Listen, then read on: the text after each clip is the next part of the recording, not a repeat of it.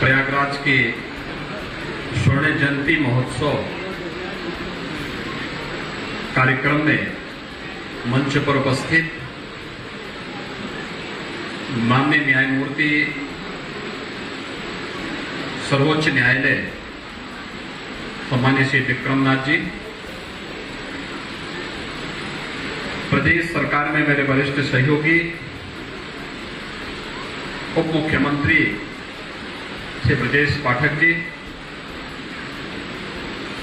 मंत्रिमंडल में मेरे सहयोगीगण श्री नंदगोपाल गुप्ता नंदी जी,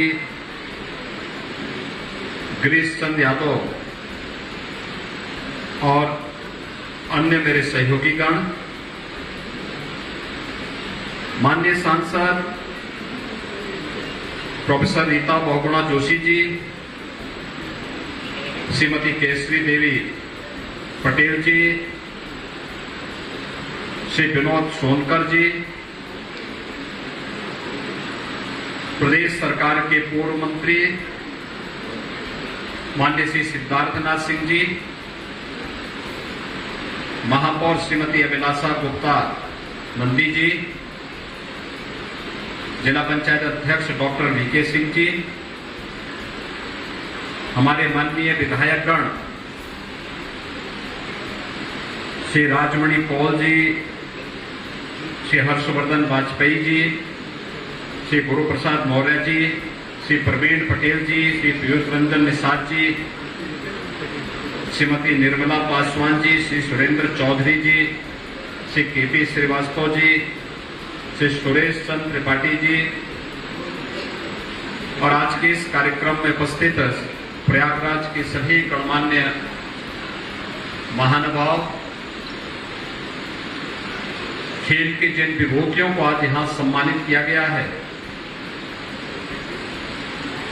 उनके साथ ही नवोदित सभी खिलाड़ियों को मैं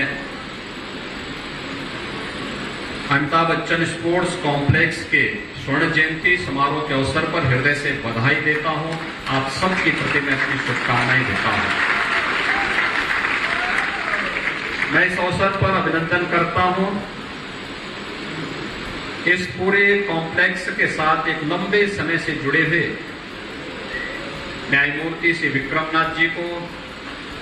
न्यायमूर्ति श्री टीटी सिंह जी को और उन सभी महानुभावों को जिन्होंने स्पोर्ट्स की इन गतिविधियों को आगे बढ़ाने के लिए रुचि लेकर के प्रयागराज को ये अनमोल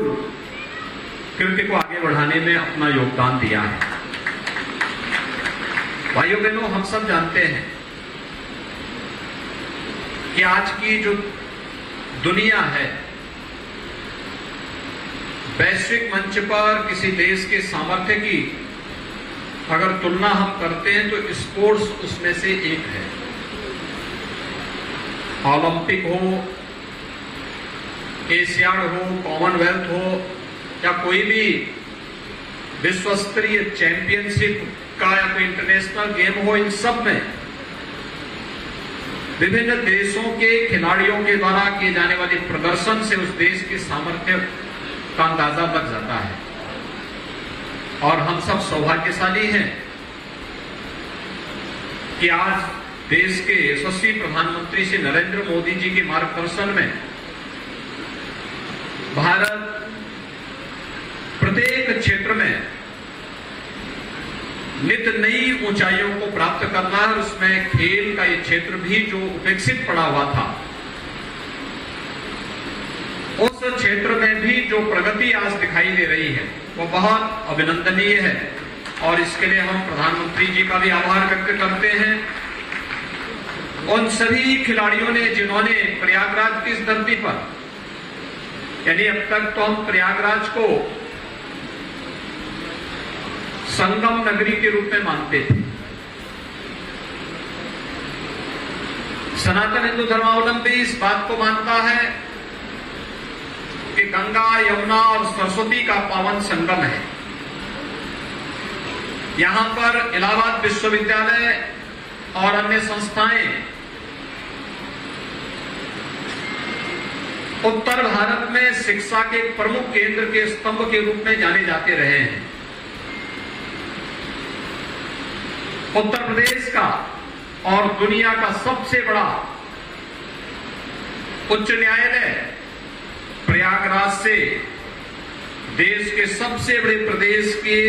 आबादी को अंतिम पायदान पर बैठे हुए व्यक्ति को न्याय के एक महत्वपूर्ण स्तंभ के रूप में मार्गदर्शन करता रहा है। और प्रयागराज कुंभ, कौन ऐसा सनातन धर्मावलंबी होगा देश और दुनिया में जो संगम में आकर के इस अवसर पर स्नान करके प्रयागराज कुंभ का आनंद और इस अवसर पर आशीर्वाद लेने से अपने आप को किसी भी प्रकार के उस अवसर से वंचित रखना चाहता हो। प्रयागराज की इन सभी परंपराओं के साथ एक मान्यता है कि दुनिया की पहली गुरुकुल महर्षि भारद्वाज ने इसी प्रयागराज में बनाई और मुझे लगता है महर्षि भारद्वाज का ही आशीर्वाद है कि इलाहाबाद विश्वविद्यालय के छात्रों के द्वारा एक लंबे समय तक देश के अंदर प्रतियोगी परीक्षाओं में स्थान ग्रहण करके मेरिट की सूची में जब इलाहाबाद विश्वविद्यालय के छात्रों का नाम आता है तो प्रयागराज के महत्व को कई गुना बढ़ाता है। और मुझे ये देख करके बहुत आनंद की अनुभूति हो रही है कि इन सबसे अलग हट करके प्रयागराज को एक नई पहचान स्पोर्ट्स के माध्यम से भी उसकी सामर्थ्य को देश और दुनिया के सामने प्रस्तुत करने के लिए यहां की कुछ विभूतियों ने इस मेयो हॉल को स्पोर्ट्स कॉम्प्लेक्स के रूप में स्थापित करते हुए इसे आगे बढ़ाया और इस सदी के कला जगत के महानायक श्री अमिताभ बच्चन के नाम पर इस पूरे परिसर का नामकरण करके इस कॉम्प्लेक्स को एक नई ऊंचाइयां प्रदान कर रहे हैं। अत्यंत उमंग, उत्साह और हर्ष का विषय हम सब के लिए है। यह आनंद का क्षण है। स्वर्ण जयंती वर्ष व्यक्ति के जीवन में, संस्था के जीवन में बहुत महत्वपूर्ण होता है। 50 वर्ष की उपलब्धियों को लेकर के हमें आत्ममंथन करने और अपने भावी योजनाओं को आगे बढ़ाने के लिए हम लोग कार्य कर रहे हैं। और मैं धन्यवाद दूंगा न्यायमूर्ति विक्रम नाथ जी को जिन्होंने इसमें रुचि ली और रुचि लेने के साथ आज एक सप्ताह से स्पोर्ट्स की विभिन्न प्रकार की गतिविधियां यहां पर चल रही हैं। मुझे बताया गया बैडमिंटन का है, नॉन टेनिस का है, टेबल टेनिस का है, वॉलीबॉल का है, स्क्वैश का है, अन्य तमाम प्रकार की स्पोर्ट्स की गतिविधियां यहां पर एक साथ संचालित हो रही है। स्वाभाविक रूप से अभी तक राज्य सरकार इसमें सहयोग करती रही है। राज्य सरकार इस संबंध में अपने स्तर पर सहयोग करती रही है और मुझे बताते हुए प्रसन्नता है जो यहां पर आज माननीय न्यायमूर्ति जी ने और हमारे पूर्व वक्ता मेरे सहयोगी ब्रजेश पाठक जी ने, नंदगोपाल नंदी जी ने और खेल मंत्री जी ने जो बात यहां पर कही उसी को आगे गति देने के लिए लगभग प्रयागराज में स्पोर्ट्स की एक्टिविटी को आगे बढ़ाने के लिए हम लोग यहां पर लगभग 100 करोड़ रुपए अकेले प्रयागराज में ही स्मार्ट सिटी मिशन के अंतर्गत खर्च कर रहे हैं। और यहां पर अमिताभ बच्चन स्पोर्ट्स कॉम्प्लेक्स के लिए ही जो हमारी कुल योजना है, जो प्रोजेक्ट का जो हमारे यहां पर कार्य होने जा रहा है, 60 करोड़ रुपए की लागत से इस कार्य को अकेले इसी परिसर के लिए कार्य संपन्न होगा। इसके साथ ही हमारे यहां जो हमारे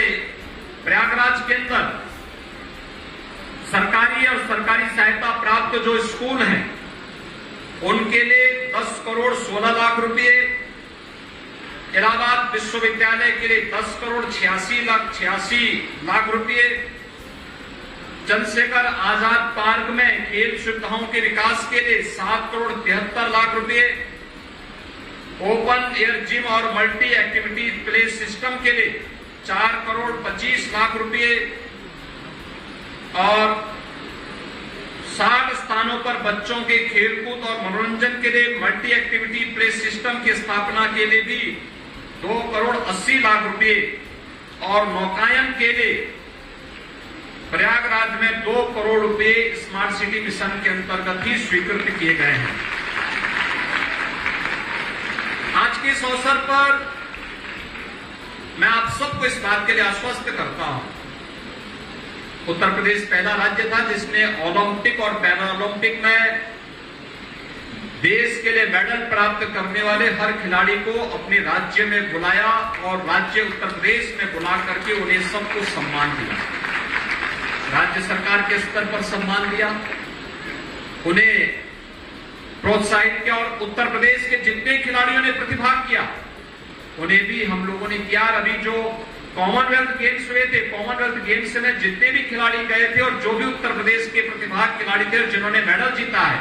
इन सब का भी एक भव्य समारोह में हम सम्मान करने वाले हैं। प्रदेश के अंदर जो हमारे छात्रावास हैं उन सभी में बच्चों की जो डाइट थी, स्पोर्ट्स के विभिन्न कार्यक्रमों के साथ जुड़े हुए थे, बहुत कम थी,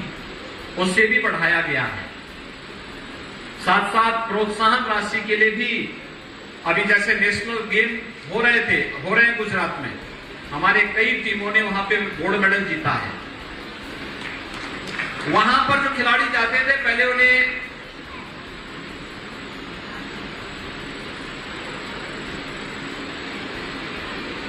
थर्ड ईयर की रेलवे की सुविधा प्राप्त होती थी। हमने कहा उसको एसी में बदल करके उन्हें सुविधा उपलब्ध कराओ और ये सुविधा हमने हर खिलाड़ी को दी जो वहां प्रतिभाग कर रहा है। यूपी की बहुत बड़ी टीम इस बार वहां गई है और अच्छा प्रदर्शन कर रही है। आज प्रदेश के हर गांव में राज्य सरकार खेल का मैदान बना रही है। हम लोगों ने कन्वर्जन के माध्यम से पीपीपी मोड पर भी और विभिन्न प्रकार की योजनाओं को जोड़ करके स्पोर्ट्स के माध्यम से भी, युवा कल्याण के विभाग के माध्यम से भी, मनरेगा के माध्यम से भी हर गांव में खेल का मैदान, विकास खंड स्तर पर स्टेडियम और मिनी स्टेडियम के निर्माण की कार्रवाई ये युद्ध स्तर पर चल रही है। अन्य गतिविधियों को भी तेज करने के लिए गांव गांव में ओपन जिम का निर्माण हो, पार्कों की सुंदरीकरण की व्यवस्था हो। और मैंने खेल विभाग से एक बात ये भी कही है कि जो लोग निजी खेल एकेडमी संचालित कर रहे हैं उन्हें राज्य सरकार से भी प्रोत्साहन दिया जाना चाहिए, उन्हें राज्य सरकार के स्तर पर भी सहयोग किया जाना चाहिए। आज यहां पर जो प्रस्ताव मेरे सामने आया है इस पूरे परिसर के बारे में जिला प्रशासन इस कार्रवाई को आगे बढ़ाएंगे और इस पर हम कार्रवाई करेंगे। जितना भी सहयोग की आवश्यकता पड़ेगी इस स्पोर्ट्स कॉम्प्लेक्स के लिए राज्य सरकार उसमें सहयोग करेगी। और आज के दिन पर समस्या पैसे की नहीं, पैसे के उचित नियोजन और समय से उस कार्य को आगे बढ़ाने की है। और अगर यहां पर इस कार्यक्रम को उत्तर प्रदेश खेल विभाग के साथ साथ इस कॉम्प्लेक्स से जुड़े हुए जितने भी महानुभाव हैं जिन्होंने विगत 50 वर्षों से इसे सजो करके रखा, इसको आगे बढ़ाया है और आज इसको एक नई ऊंचाई तक पहुंचा करके विगत एक सप्ताह से खेलकूद की विभिन्न प्रतियोगिताओं को यहां पर आयोजित किया है, उन सबसे मैं आग्रह करूंगा, जितने कोचेज हैं इन सबसे मैं इस बारे में आग्रह करूंगा तो ये लोग रुचि लेकर के, अच्छा मेरा ये मानना है आज के दिन पर जो भी हम थे वो वर्ल्ड क्लास का बनाए, एक मानक, एक स्टैंडर्ड हम तय करें। जैसे हम उत्तर प्रदेश में पहला स्पोर्ट्स यूनिवर्सिटी हम बना रहे हैं मेजर ध्यानचंद के नाम पर और वो मेरठ में उसका काम प्रारंभ हो चुका है। लगभग 100 एकड़ क्षेत्र, 1 एकड़ का जो वहां पर भूभाग है वहां पर स्पोर्ट्स यूनिवर्सिटी प्रदेश की पहली बन रही है। और हमने कहा कि जो भी स्टैंडर्ड रखो वह वर्ल्ड क्लास का रखो। वहां एक हमारा जो भी वहां से निकलने वाला जो भी युवा हो वो वैश्विक मंच पर प्रतिस्पर्धा करता हुआ दिखाई देना चाहिए। और इसीलिए हम लोगों ने प्रदेश की परंपरागत उत्पाद को आगे बढ़ाने के लिए मेरठ को वन डिस्ट्रिक्ट वन प्रोडक्ट के रूप में जोड़ा है। आज मेरठ में हर खेल की गतिविधियों के लिए स्पोर्ट्स आइटम वहां पर आपको मेरठ के अंदर प्राप्त हो सकती है और इसको सरकार प्रोत्साहित दे रही है। उन्हें एक मंच उपलब्ध करा रही है, उन्हें मार्केट उपलब्ध करा रही है, उन्हें ब्रांड बना रही है और वो तेजी के साथ वैश्विक मंच पर छाता हुआ दिखाई दे रहा है। मैच के उस अवसर पर जिन खिलाड़ियों ने यहां प्रतिभाग किया उन सबको भी मैं बधाई देता हूं, उन सबका भी अभिनंदन करता हूं जिन्होंने खेलकूद की इन प्रतियोगिताओं में भाग लिया। ये सभी युवा खिलाड़ी हैं हमारे और इनके पास अपार संभावनाएं हैं। देश के सामर्थ्य को गांव से आप बाहर निकलते हैं, शहर से बाहर निकलते हैं तो अपने जनपद के लिए खेलते हैं, जनपद के बाहर निकलते हैं तो अपने कमिश्नरी या रीजन के लिए खेलते हैं और जब आप राज्य स्तर पर जाते हैं तो वहां पर भी आप पुरस्कार प्राप्त करते हैं और जब राज्य के बाहर जाते हैं तो राज्य का नाम और देश के बाहर जाते हैं तो देश का नाम आपके साथ जुड़ जाता है। आपके सामर्थ्य से प्रदेश और देश को पहचान मिलती है, समाज को पहचान मिलती है और इसलिए मैं आपसे कहूंगा कि दो चीजें बहुत महत्वपूर्ण हैं। एक, अपने आप को पूरी एकाग्रता के साथ एकलव्य की तरह जब आप लगेंगे तो परिणाम तब आएगा। और आज तो अच्छे अच्छे कोचेस उपलब्ध कराए जा रहे हैं। दूसरा, टीम वर्क।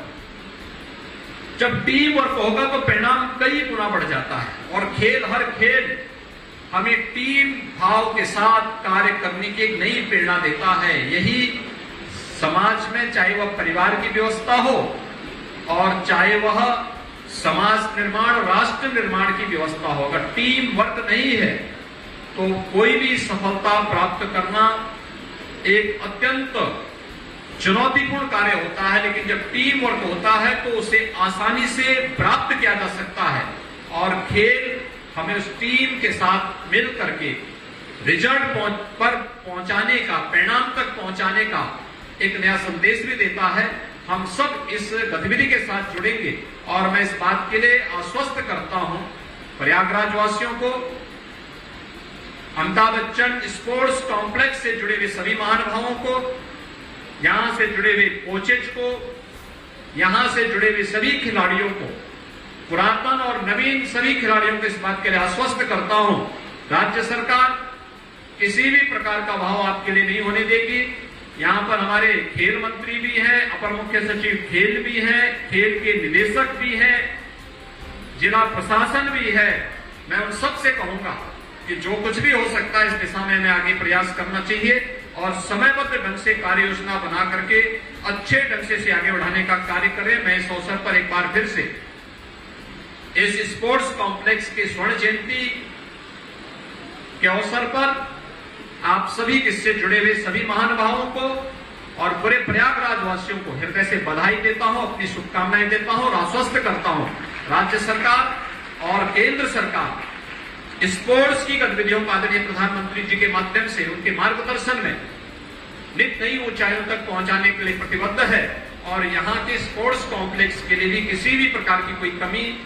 कभी आड़े नहीं आएगी। इस आश्वासन के साथ आप सबके प्रति मैं अपनी शुभकामनाएं देता हूं। धन्यवाद। जय हिंद।